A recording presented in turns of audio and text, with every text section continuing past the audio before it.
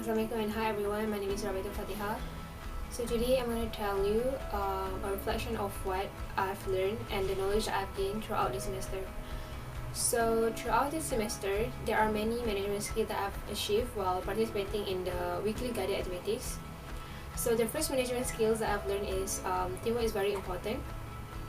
This is because teamwork helps us in resolving of tough challenges, and also it is a great way for us to exchange ideas and come up with new ways of organizing our project activity.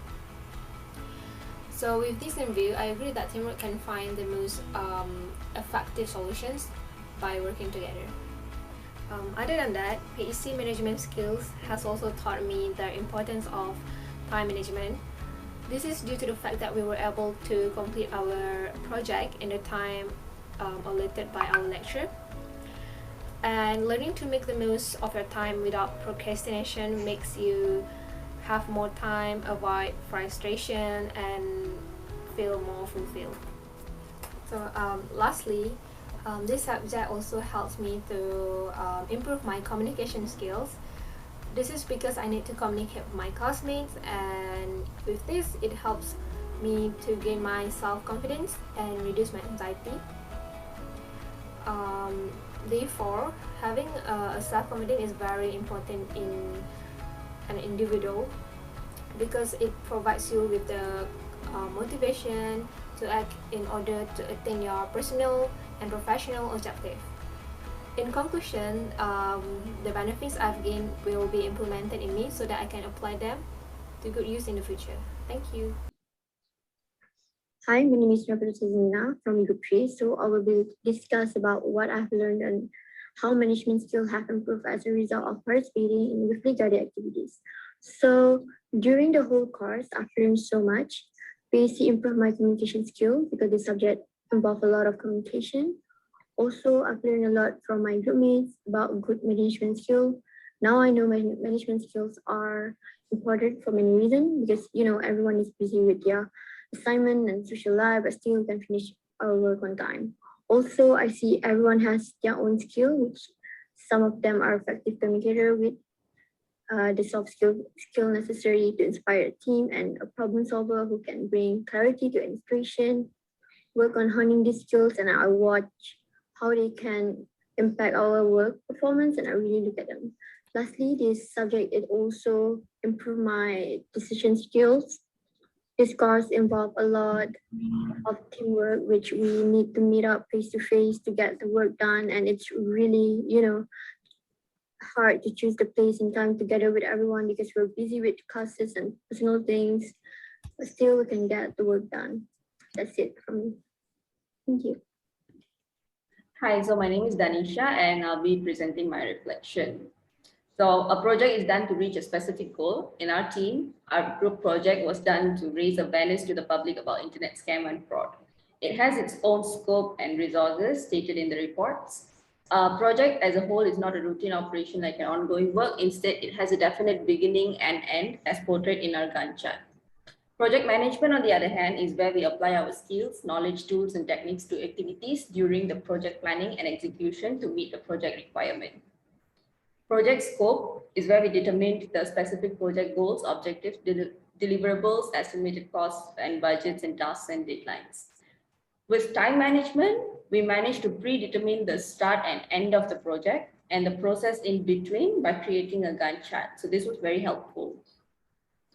With cost management, we created a budget and obtained the resources required to achieve the project's objectives. For example, we got the food and the props and the flyers. The next, budgeting is done by identifying the cost for every activity and additional resources. We discussed the cost that we will incur when running a project. With HR management, we managed to determine and assign roles and functions to every project team member so everyone had something to do to ensure the smooth sailing of the project.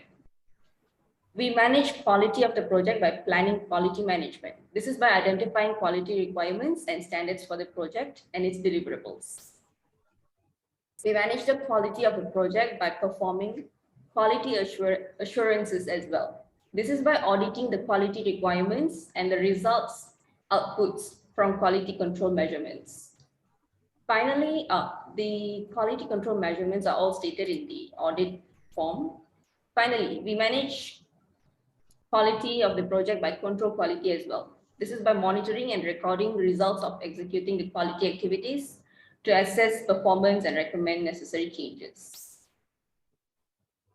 Risks were managed by identifying them, performing qualitative and quantitative risk analysis, planning risk responses, and controlling the risk. The execution stage takes place on the ground, meaning it took place at our venue, MSc Chancellor Hall. The project manager and team were actively assessing quality of the event. The monitoring and controlling are done by using checklists of important items, including the risks and necessary intervention needed. So we had risk management where we identified the list of risks and we counted them. So that's all from me. Thank you. My name is Hean from Group 3. So for my reflection about PEC300 management skills for me is knowledge and ability of the individuals in the managerial positions to fulfill some specific management activity or task. For example, this time's our events. So the first stage is initiating and planning stage. So in this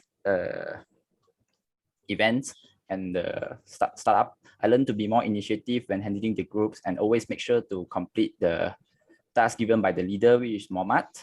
So first of all, our activity first is finding members, consist of 9 members. This I learned to be initiative in finding group mates for the projects. So for the second one is the scope management. As a part of the group, I learned to give ideas and topics about the upcoming projects, such as giving direction for the project, giving examples. And the third one is the stakeholders. In this activity, stakeholder and sponsorship is a very good way to cover the cost that the project lacks. So this one is part of it I learned.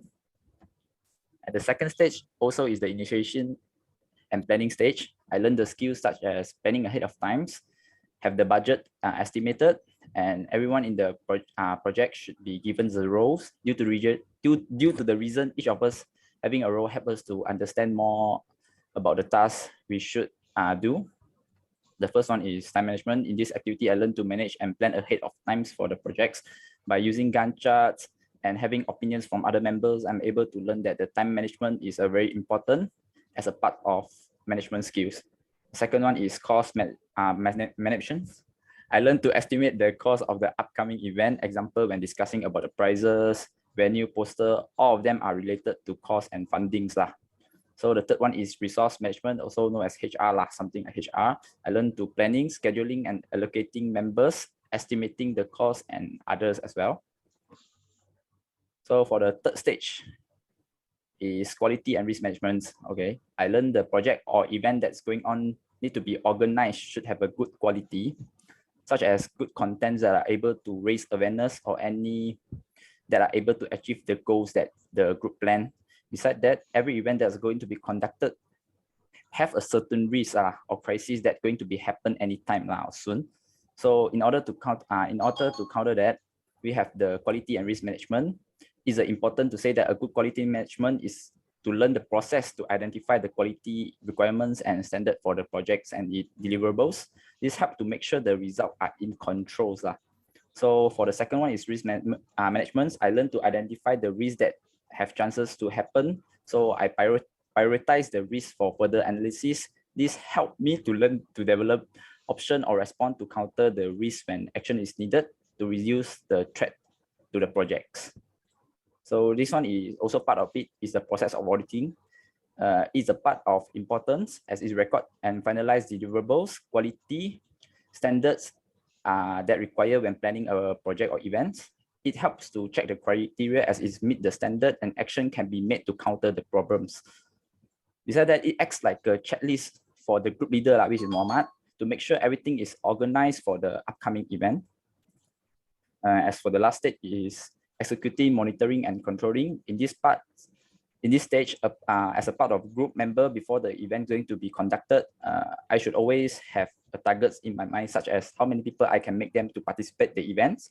Besides that, I've also learned that members should be actively take parts in the events, got their own tasks, everyone.